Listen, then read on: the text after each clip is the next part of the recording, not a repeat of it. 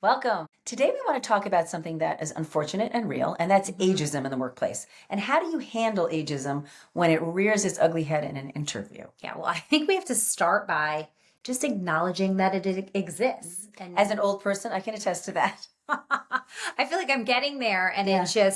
it is definitely something that is Mhm. happening. We hear it from students, we Mhm. hear it from clients, Mhm. of how it actually is playing out. So if you are someone that is out there that is feeling this, just know that we get it. It's It's real. real.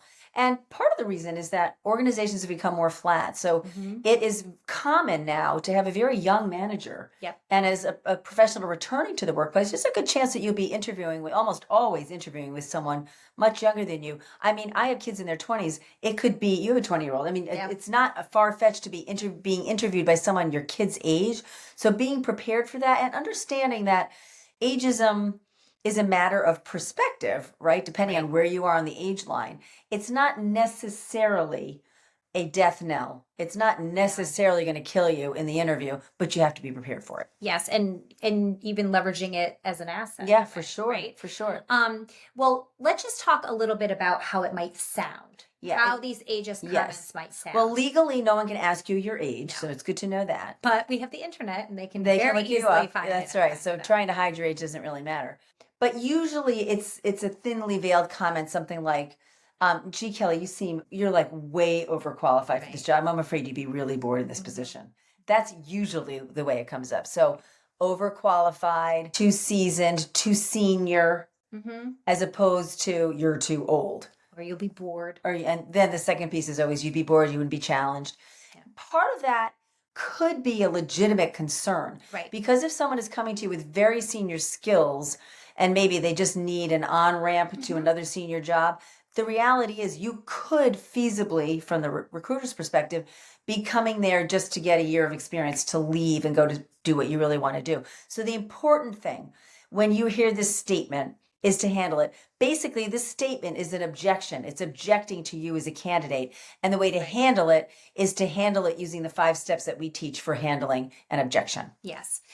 So let's go through those Yep. steps. Do you want to role play it? I'll talk through the first, then we can and then we quickly can role play it. it. Yep. Yeah, sure. Okay. So the first one is to clarify, right? The first step isn't always necessary. Right. If someone says to you, Kelly, you know what? I'm afraid you'd be really bored in this position because you're way overqualified. Right. There's a reason for maybe a little bit of clarification. Tell me where you think I'd be overqualified for this position. Mhm. If, however, you know you're overqualified for the position, you wouldn't clarify it because it's not going to help you. So that first step is if you genuinely need more information, or if in that case, I'm just trying to test them to make sure they've got a good reason for making that objection. Right. Okay, so clarify if necessary is the first one. Yes. And then the next one is to empathize. This is very important. Huge. Empathy plays a big role in both sides of the desk in an interview. As the interviewee, it's important to put yourself in their shoes. So to say something like, gee, Kelly, I can totally get that. You know, I was a VP before and now I'm looking for a director position. Right. And that's it. That's the second step.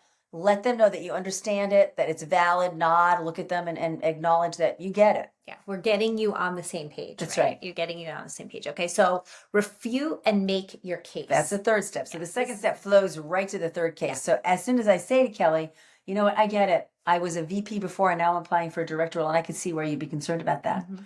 Let me explain. So before I took my career break, I was all about climbing the ladder. But during these last 10 years caregiving for my children or my elderly parents, whatever my obligation is, I've realized that in making this intentional step to return to work, I'm less interested in that. Mhm. So what interests me in this job is the actual work. Right. I don't need to prove myself that I can be senior.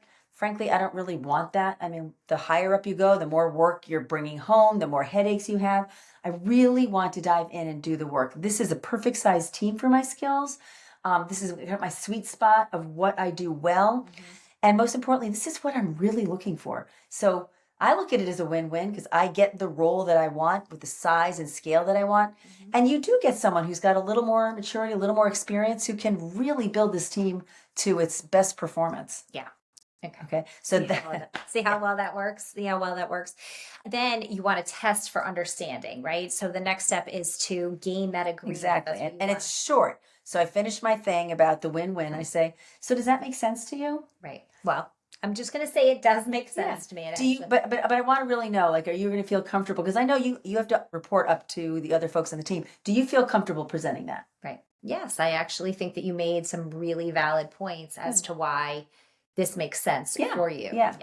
So you could also, back in the refuting your case, you could go for like the jugular to say, I just want you to know, I am not taking this job as a stepping stone. Mhm.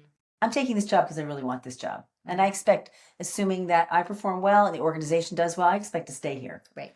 So sometimes it's understanding the mindset behind the objection and just going like that. But the key is to handle it directly, to clarify if you need to empathize, to let them know you understand why they're feeling that way, and then make your case and make sure that they have understood what you've said and they agree with what you've said. Mhm. And in some cases, they don't. And that's a fifth step. That's the fifth step. And that is just to repeat all of those 4 steps before. With a different objection. So now it would be, Susan, I'm sorry, I'm not buying it. Then I'd have to clarify, what part of it aren't you buying, Kelly? Right. I'm not buying the fact that you're going to leave here. Right. Right. And then I'd say, I get that. I mean, I understand it's a big investment to hire someone. Short of signing a contract saying I'm going to stay here for 5 years, I can tell you, with my heart that assuming this company fulfills the way it's presented and I'm enjoying my time, and this is exactly what I want to do. And if you look at my resume, I've really pretty much stayed everywhere I've ever gone. I'm not someone who likes to job hop. I don't want that kind of stress. Right. Then you test do for understanding, right? The whole thing again. You go through the whole thing again. So there you have it, how to overcome ageist comments in an interview. If you liked what you heard today, please like and subscribe to this YouTube channel. We put out new content every Monday.